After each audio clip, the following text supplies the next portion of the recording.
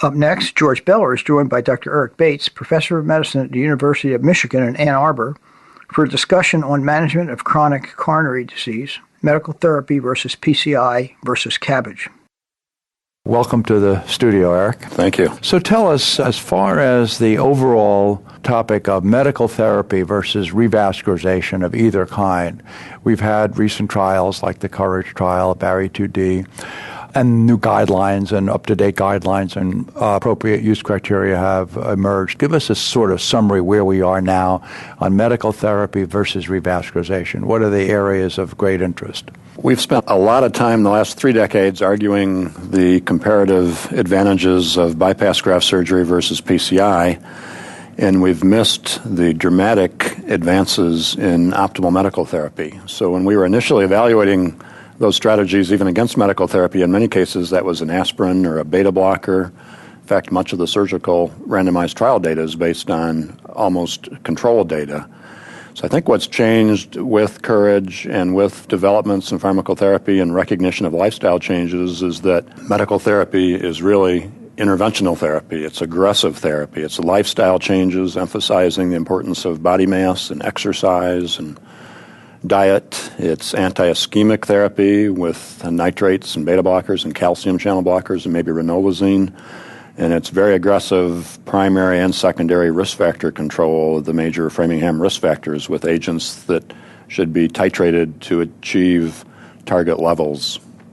And that's optimum medical therapy. I would call that now optimal medical therapy. And the title of our discussion is Optimal Medical Therapy versus PCI versus CABG. I think we ought to emphasize that all patients need optimal medical therapy, and we might layer one or both of the revascularization strategies on top of it. But these are not competitive treatments. This is mandatory, basic general medicine, general cardiology treatment for every patient at risk for atherosclerosis.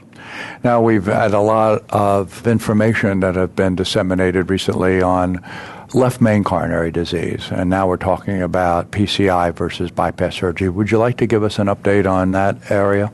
Yes, the European Society of Cardiology and the ACCEL guidelines committees have released in the last 15 months new updates on recommendations for revascularization. The U.S. guidelines are important because for the first time the surgeons and the interventional cardiologists have gotten together and come to consensus on one statement that appears in both the CABG guidelines and the PCI guidelines. It's dense. On the other hand, you can read the major recommendations in a couple of pages. They've been distilled down, even though there's several of them. I think there are a couple important points to emphasize. As you mentioned, the left main treatment has changed over time with the ability of stents to be delivered safely and with the recognition that patients who don't have double or triple vessel disease with left main who might be at high surgical risk for bypass surgery do very well with a stent in the left main, and that's actually supported by the Syntax trial. Conversely, the interventional cardiologists have been moving into multivessel disease the last several years with the good results with advances in stent technology. And yet we see, both from the Syntax trial and some more recent registry reports, that it looks like triple vessel disease might be better treated in many instances with bypass graft surgery because of survival benefit. And what about the diabetic population in that regard? The subset analyses are tricky. We've focused in the past on diabetes maybe being a strong indication to select bypass surgery over PCI. We've talked about left ventricular dysfunction being another indication. I think with new technologies and new pharmacotherapy, the separation of the treatment decisions is more difficult. There are some patients, again, with high comorbidities who can be safely revascularized with PCI, even if they need some temporary hemodynamic support devices. On the other hand, there's some patients with diffuse disease that increasingly look like they get benefit with bypass surgery. So we may be evolving from the point where we're looking at LV function and diabetes as traditional risk factors to consider in the decision-making to looking at patients who have complicated or complex coronary disease measured by a Syntax score, if you can go through that, or simply somebody who needs more than 3 or 4 or 5 stents and has bifurcation lesions versus somebody who has very focal disease who could be equally treated safely with PCI. We may be shifting toward a scenario of complex versus simple disease versus looking at clinical subsets, although those are still very important in decision making. No, that's a very good point. And going backwards a little bit, as far as the current era on who might benefit going directly with stable chest pain syndrome, coronary disease, directly to revascularization, as opposed to optimum medical therapy first. What is the role of ischemic burden or other factors that would lead to going directly to the cath lab with new onset, say, angina that's not unstable?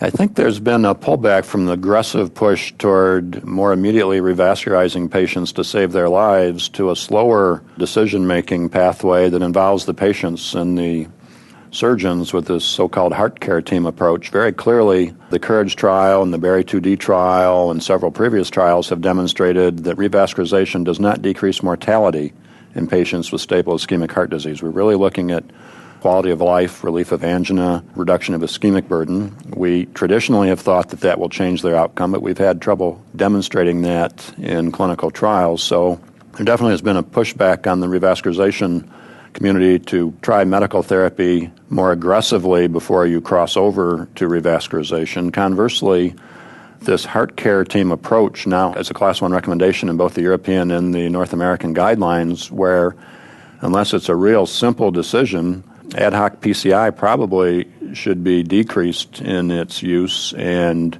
the patient should have the ability to have a consultation from a surgeon and consultation with the referring doctor for the shared decision-making. That's a very good point. Where are we going now to the next level of investigation, or what are the uncertain areas that we need more data on? I know there's a couple of randomized trials in planning. One is the ischemia trial.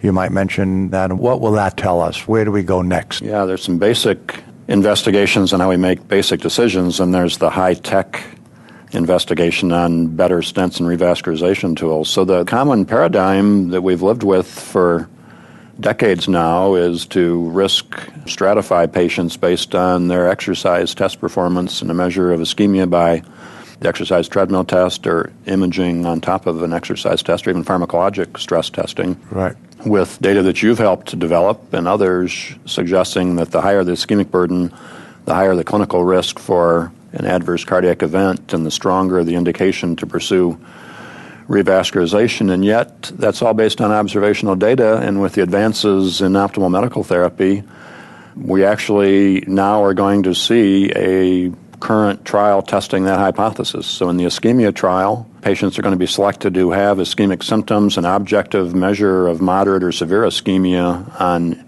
stress testing, and they're going to be randomized before cardiac catheterization to either an interventional strategy or optimal medical therapy with crossover to cardiac catheterization only if they have unacceptable symptoms. Every other trial in revascularization, as you know, has been done after the coronary anatomy has been defined.